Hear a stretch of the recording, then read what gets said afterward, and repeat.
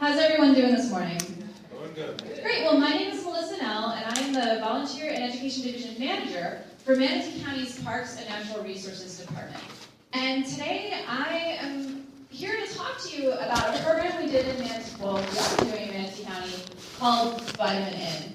And before we get started, I'm just curious, how many of you all go outside regularly, not for your job? Ooh, a couple hands went down. Okay, cool. And more hands went up. So when you go outside, what do you do when you're outside? You walk. Okay. Kayak. All right. Wildlife watch. Okay, so there's a lot of different things that we do outside.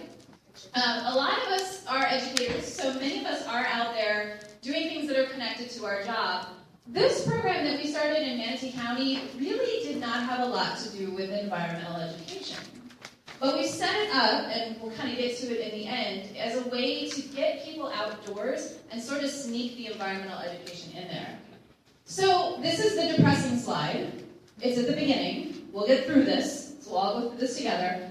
We know as environmental educators that right now, at this period of time in the world, people are spending less and less time outside. 6 hours is the average amount of time children spend each day in front of a TV or a computer. And for me, that's horrifying. But if you look at what some of the schools are doing, a lot of the technology stuff is getting to be a really big part. And in a way, that's important because when they get out of school, the computers, that's going to be a big part of what they're going to have to do in their jobs. 6 minutes, shorter than this presentation, is the average time children spend each day doing outdoor activities. And to me, that's, again, really horrifying. But we have some great organizations in this room, like Around the Nature Tours, and a lot of the rest of you all that are educators that are really combating that. So this presentation is a little bit less about that and a little more about the adults. Because the folks in this room, I'm preaching to the choir. You all go kayaking, you go hiking, you go wildlife watching. But there's a lot of people that are working elsewhere that don't get to do those things. 77% of North Americans are vitamin D insufficient. And 67%, this statistic kind of made me go a little crazy, is the amount of day that 8 to 18-year-olds spend connected to electronic media. I would be really interested to know what the statistic is for older people. Because I know when I do these talks, I see a lot of people Facebooking. I'm just throwing that out there. Which is okay. I don't really have a problem with that. So when we came up with this program, the whole reason this came about was because we were thinking about a way to reach those adults that would not come out to the preserves. Or if they did come out, maybe they were just kind of coming out once in a while, and we really wanted to try to bring people outdoors. So our number one goal was super simple, offer like a fitness and wellness-based class in a natural setting. That sounds like it doesn't have anything to do with environmental education, but we'll get there, I promise. The big thing is that natural environment is a wonderful setting to focus on 3 things. Body, which makes sense in the terms of the fitness, but also mind and spirit. And as we were doing this, we used that fitness element because we have a lot of people that come to our preserves. They do not care that it is nature. They just want to run, or they just want to walk. A bald eagle could fly over them, land right here, and they would just run on by and just not pay any attention to it. So we wanted to use that fitness aspect as a hook to get them out there, and while they were out there, we figured we could sneak that environmental education in there. And, for me personally, it's super important to help people establish that connection with nature. I don't get out as much as I'd like to anymore with work, but whenever I do, I'm looking at flowers, I'm looking at insects, I'm looking at the dewdrops on the plains out there this morning were amazing. And a lot of people don't see that. And I know that when I go home and I show those pictures to people, they say, that's incredible. And I'm like, you were 5 feet away from that. I just happened to see it. So we were looking for a way to get people that connection. Not everybody is going to want to go to a bird watching class, even though we may think that's the coolest thing in the world. Not everybody is going to want to go kayaking, but we wanted to find some ways to help them improve physical fitness as well as mental fitness.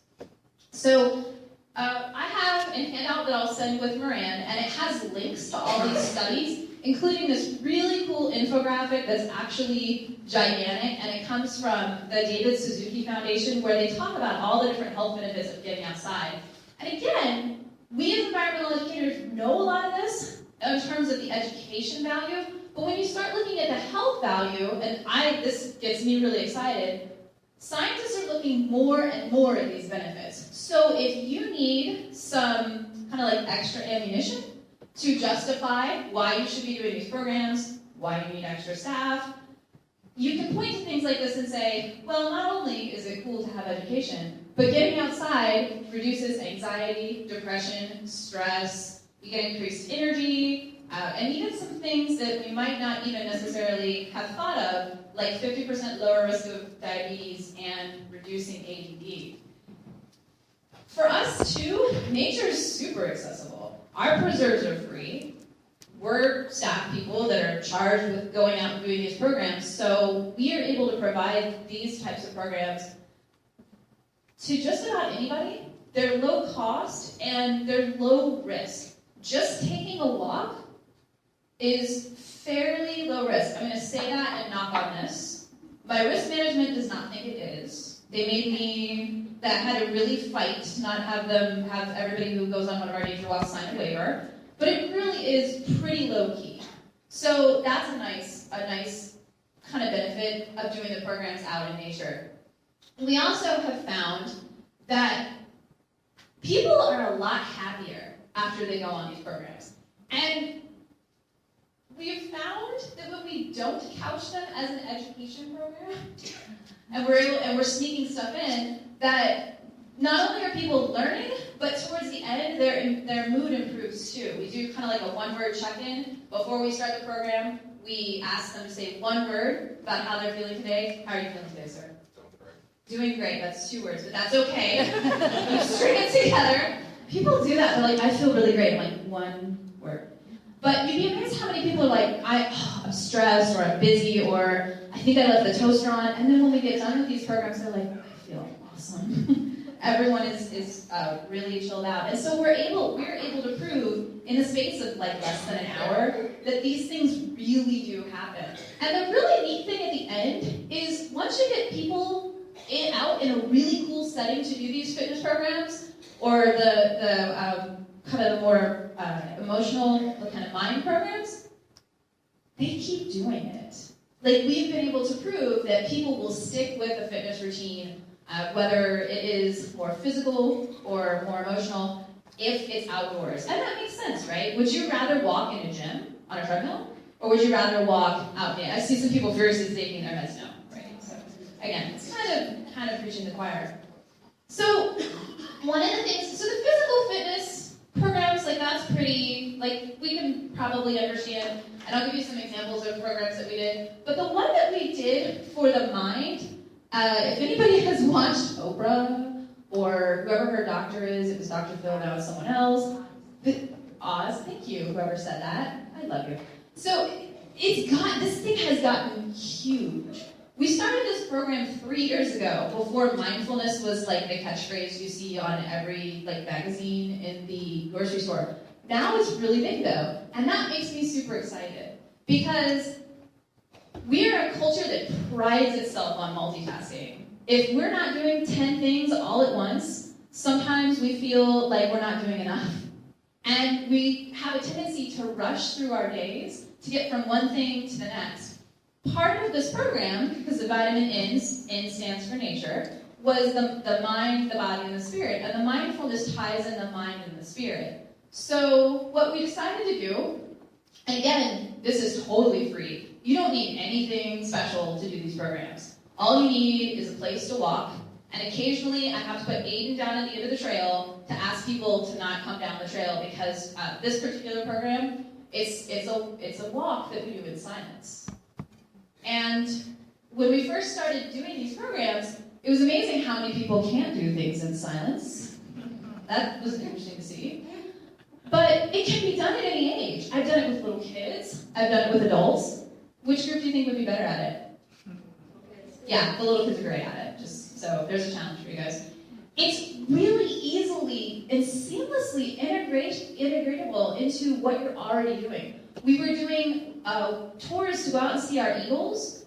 Well, we decided to just sort of slip this in there, and we actually had more people wanting to come on the mindfulness walk and then go see the eagles than just go see our nesting ball eagles.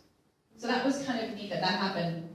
The training is readily available. We'll talk more about that in a minute. There's a lot of free training online for the mindfulness program, or mindfulness studies. And we didn't really need a special area. We didn't need a room to sit and meditate in. We didn't need any kind of special cushions or anything like that. So it worked out really well. And this works. It really does. We have had so many people. We started with like 3 people, then it grew to 5. Now we usually have we'll take 10 people. Now we usually have 20 to 30 people on the waiting list. Because they went back and told their friends how much fun they had on this walk they took where everybody had to be quiet, and we give them the option of taking off their shoes and walking barefoot on a boardwalk. And before the trip, we talk a little bit about what mindfulness is. For those of you that don't know, it's kind of the idea of just being present in the moment. So whatever you're thinking about right now, you shouldn't be thinking about like, oh, after this I have to go home and make dinner, or ooh, I have to do this report or whatever. You're just here right now listening to this talk. That's it. People get really bogged down in the idea of meditation, and this is what I usually tell people when we do this, because I know with me, my husband is a Zen Buddhist. He's like king of meditation. We have gone to India and China, and that man has sat in temples and meditated, and the monks come by and pat him on the head, thumbs up, and I'm in the corner like standing around. It's very intimidating for some people, but mindfulness is easy because the only thing you have to do with that is be aware of what you're doing. You can mindfully sit in that chair, you can mindfully walk, you can mindfully eat a piece of chocolate. These are all the chocolate one is awesome. These are all activities that we do on these programs, and we just sneak them in, just really quick, and then we move on to the nature aspect of it. So that's kind of one of the kind of meditation type programs we do. We do a lot of more like low impact fitness. I don't know why they're holding them. So before everyone looks at that page, they're just very excited. Those are some folks that were in our Couch to 5K program. I do not run that Couch to 5K program. And we'll talk a little bit about finding instructors. But no, I'm not a runner. But these ladies that were part of this program, they did Couch to 5K over, I think, a series of 8 weeks, and then they ran our annual 5K that's at one of the preserves. So that was part of the Vitamin N program. This is a Tai Chi and Qigong program that we have going once a month.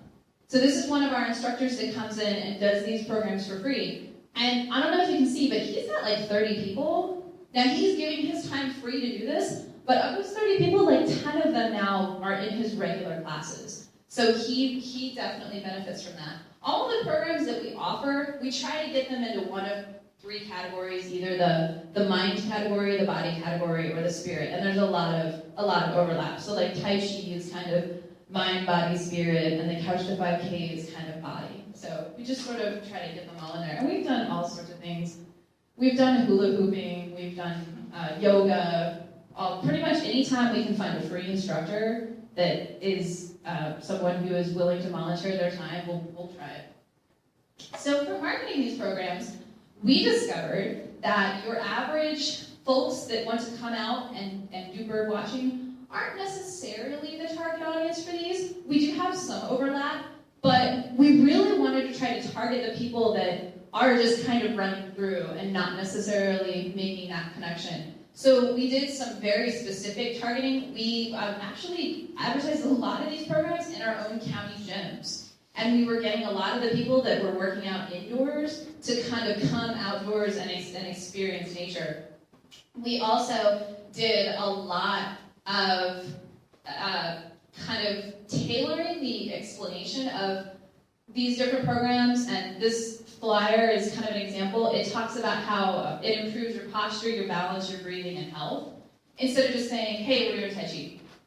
Well, I don't know what that is, but it sounds weird. But when we tell people we're going to do something that's a gentle movement modality and these improvements come from it, we actually had a lot of people say, all right, I'll try that out. That sounds fun. And we noticed that the more that we told people what they would get out of going to these programs, the more people signed up. And these are two different examples of some of the different ways we marketed the program. On your left is a constant contact ad that we send out to promote the yoga program that we have at Conservatory Park. And then this is a flyer we did for the Tai Chi instructor that we've conscripted to do Tai Chi. He's my husband. Which brings me to recruitment of instructors. So, not everybody has a martial arts doctorate or medicine that I can call, and I know that.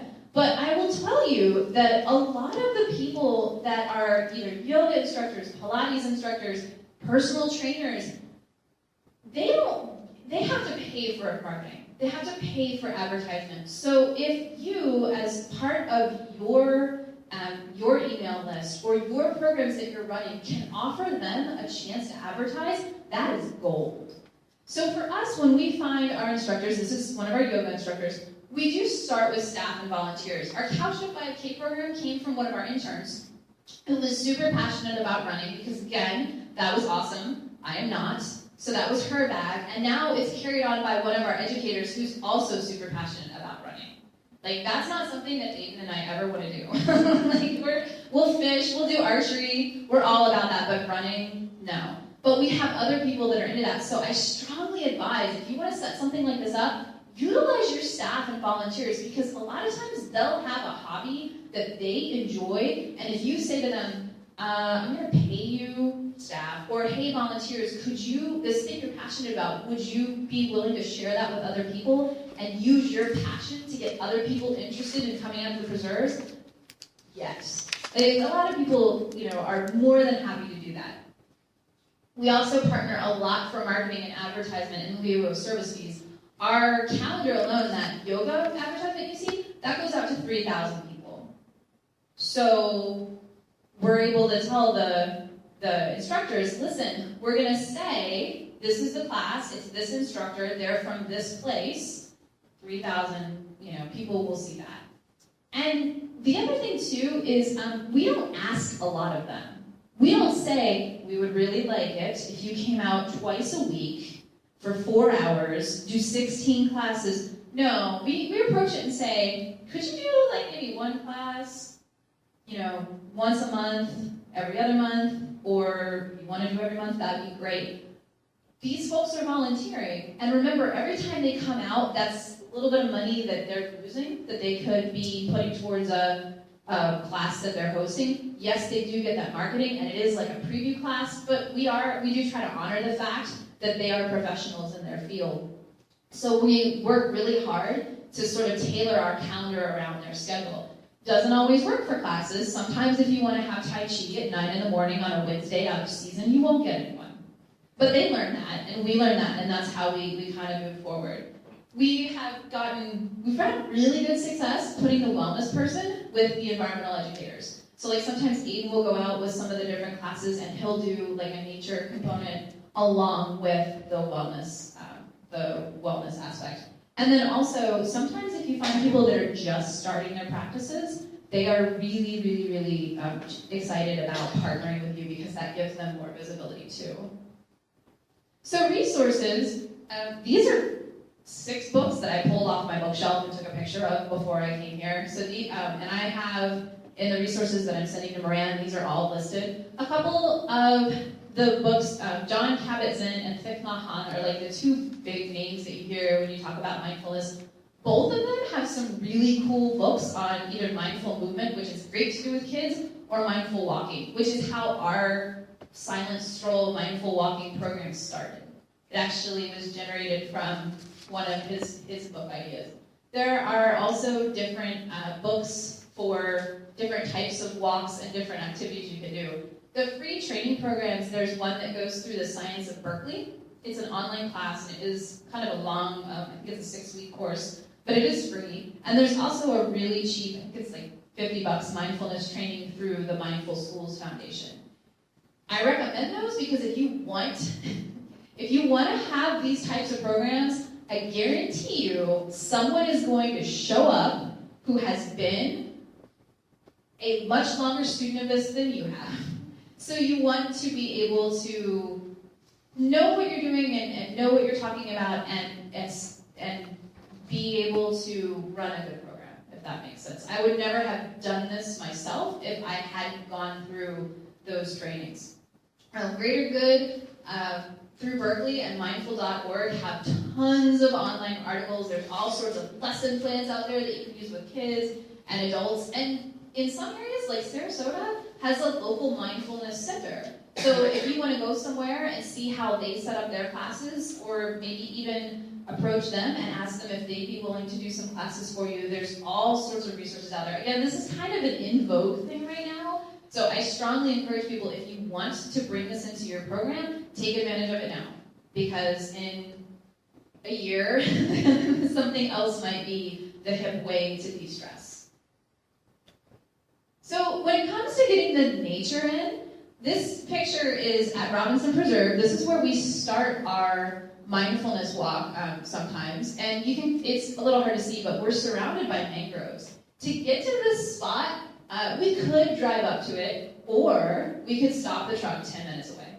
So we stop the truck 10 minutes away, and we get everybody out, and we do a 10-minute nature walk to the spot. When we get to the spot, that's when we start talking about mindfulness and what it is and what's going on. So, again, with these programs, whether it's the Couch to 5K or the Tai Chi program or some of our mindfulness, it's not a huge intention to get them to understand 27 concepts about environmental education.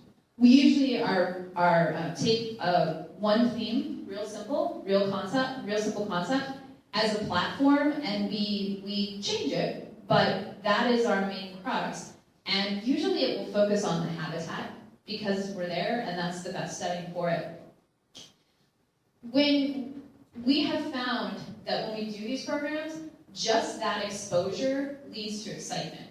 And with the mindfulness walks especially, when people are kind of very gently, I won't say forced, I'll say guided, to not talk, they come back, and the things they notice between just kind of walking along and not talking, exponential.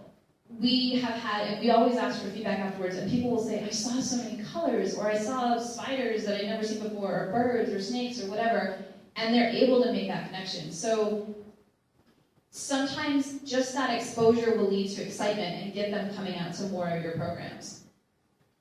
We really use, like I said, just getting from point A to B is one of the best places for us to kind of sneak that in, and we've found that after they've done some of the different portions, like either the physical portion or kind of the meditative portion, if that's the type of program, after it, they're usually really excited to learn more because they've been out there and they've been looking at these things.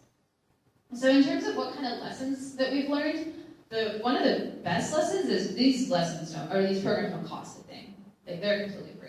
We have no budget for them. So that's really good that they're free, but the only thing we spend any money on is staff time, and our staff are working anyway. And they're very, very effective.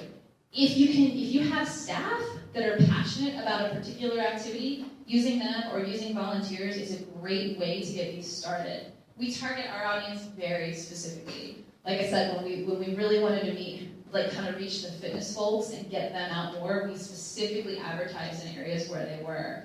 And we do utilize a lot of those low-cost and free trainings. My personal favorite is we always have the guy that doesn't want to be there. We always have the guy who's like, my wife brought me here, okay? I don't know what kind of woo-woo stuff you're doing. I'm not doing this. So when we do that, you just have to be open to that person. We never force anyone. I had to swear to risk management that I would never force anybody to take their shoes off and walk barefoot on the boardwalk, because lest we get a lawsuit for that. So we just give them the suggestion. Everything we say is couched in the form of a suggestion. We've even had people come out to the running program and they've said, we really don't want to be here. So we've said, okay, you don't want to run, you don't have to run. Don't know why you'd be at the running program and not want to run, but that's okay. You can walk with us. And usually when everybody is running and they're kind of walking, they are super motivated to run. And by the end of it, it's been amazing like how many people wind up just really wanting to come out and do it. And then the last thing, sometimes this is a little bit hard for those of us who have to deal with numbers, but for us, 10 people is like the max. And that's something that's really important to remember with these programs, because if I were to try to take all of you on a silent stroll, there's no way. Not that I don't think you all are amazing people, but it would just be super difficult. So we have found with these types of programs that it's not so much quantity that's important, but the quality and the richness of the experience really comes from having those small group experiences. And sometimes it's nice to tell people, like, well, we have a waiting list, and and that's what we found with our programs, where we started telling people, well, we have a waiting list, and then it just exploded. And now, instead of only offering this program once a quarter, we now have to offer it several times a month. So it's kind of a nice thing that's worked out that way. So this is Tai Chi and yoga in the bay. Which, I mean, who can, like, really? I mean, that's my picture of, you really can't argue that when you're able to have something like that happen, it really is just this moment where it's healthy, it's good for your body, it's good for your mind, and you're also building a community, because even though the groups are small, people get really excited to go out with their friends regularly to do this.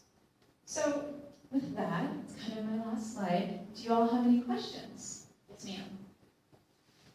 Who presented this to your department? Me. Okay, so let me ask you, did you run into, for example, doing Tai Chi outdoors or any of those? That's what we have rec centers for.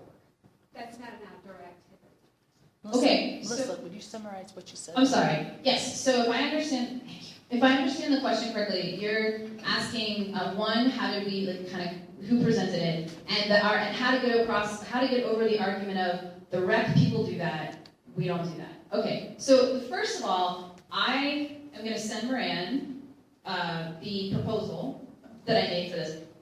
We'll warn you, normally my proposals are a lot more in depth. This proposal was just sort of I'm going to do this.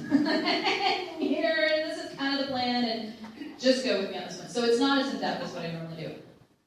The truth is that if we keep having that mentality of this is rec and this is natural resources, we are never going to get the investment from the public, from the general public, from the people that we need to support these areas.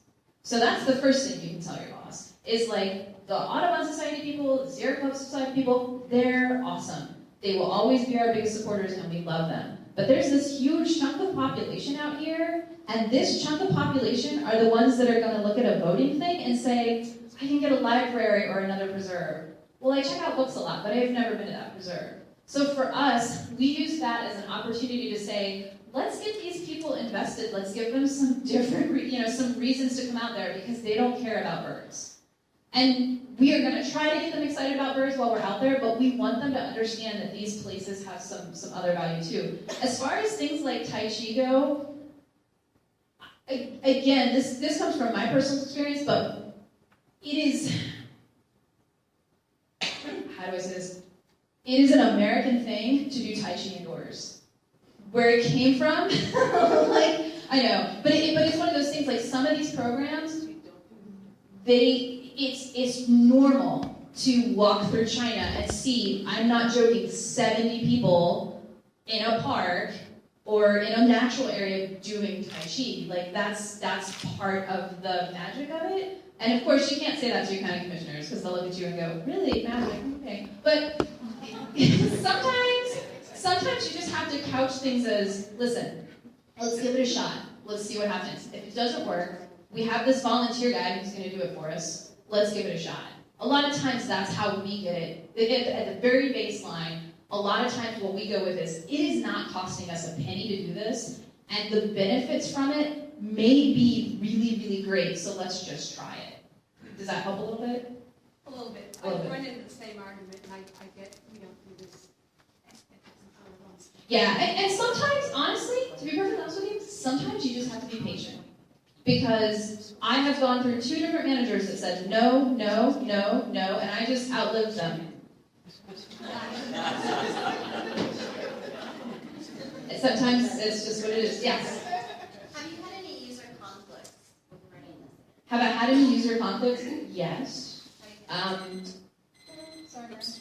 Yeah, so bicyclists don't really like to find Aiden on the trail, very gently telling them, we're conducting a quiet walk where you can't talk, so please don't come down this trail. And we usually explain it as like, the actual quiet portion of the walk is 10 minutes. So if you can just like ride in a circle, and most people are pretty understanding. And a lot of times when we have those conflicts, it gives us an opportunity to explain the program. And I would say 90% of the people are excited and say, oh, hey, can you tell me more information? I'm interested in that. You're always going to have people who think that the preserve is theirs. It doesn't matter whether it's this program or I've actually had more problems, and Karen will probably back me up with this, with groups of children walking down a trail with people trying to run them over with their bikes or cursing at them. So in terms, So in terms of like, this one versus this one, we've had surprisingly not very many user conflicts at all. Yeah, okay. To follow up with that, do you designate areas for like Tai Chi and say, so here's where the Tai Chi class is? Okay. No, my Tai Chi instructor is kind of rogue. Okay. A lot of it is dictated by the number of people. So if we only have 5 people and they want to like jump in the back of the truck and go someplace special, as long as it's not we are very strict about we will not do it in an area that can be impacted. So like that picture, they're doing Tai Chi on the lawn of our visitor center. Right. We would not do Tai Chi in the salt marsh. Ever. Ever. And he knows, and that's the thing too, one thing that's kind of cool is we have taught the instructors, if you guys come out here, because a lot of instructors now we're finding are running programs in our preserves, we're teaching them, hey listen, this isn't a park, okay? This is protected habitat, so please don't run your boot camp through our nesting plover area. You know, so there's kind of a little bit of a give and take there. Okay, any more? Yes? So when you started advertising these new types of programs, did you see an increased open rate on your constant contact? Yes. Okay, so the question was, when we started advertising these programs, did we see an increased open rate on our constant contact? We did, actually. Well, actually what happened, and I'll just give this quick tip, we used to give out all of our things in one massive email, and it was just the same. And then we realized like some of our programs weren't filling up, so we started sending out what we call bumps. So a week before a program, we'll send out like that one that's on the slide, and those, like we'll send one out, and people will go, oh, I didn't realize that. And for whatever reason, I think sometimes some of our programs get lost because we're doing so many. But yes, we even won a couple constant contact awards for the amount of readership and everything that we're doing. So, yes. You said that during the silent walks, people kind of exponentially notice things more often than on non-silent walks. Is that something that you just did formally, or is that something where you did surveys and you kind of quantified that? I actually did a couple surveys. And it's interesting to me because you can do it yourself. When you're with a group of people, it's amazing to me because if you go out, like when you all went on the walk this morning, your guide was pointing out things and drawing your attention to those things, and maybe you were also noticing other things. But when you have a directed nature walk like that, which I love, because you can make it really interpretive, they can have a theme, all that good stuff. This is more giving people the opportunity to make their own. Like it's still a connection with nature, but I find that it works really well for people that aren't going to come on your nature walks. Does that make sense? Because it gives them the opportunity to find whatever they think is cool about nature and make that connection. Because I've even asked some of the people that, like, I have this one lady who has studied, and this is what I was talking about, you will have that person who shows up. She studied meditation with those 2 people that wrote the books and then showed up on my walk. And I was terrified. Nicest lady though, she loves it, she comes to all the walks. But I've said to her, why don't you come on another nature walk? She's like, no, that's okay. I like the birds and I like everything, but this is how I see it. So it is something that maybe someday I'll have an intern that will do like a more comprehensive survey for me instead of just like me jotting down things at the end. We've done a couple of survey monkey things, but I didn't get back data that I would have liked to have gotten. So, okay. Good. Well, thank you very much.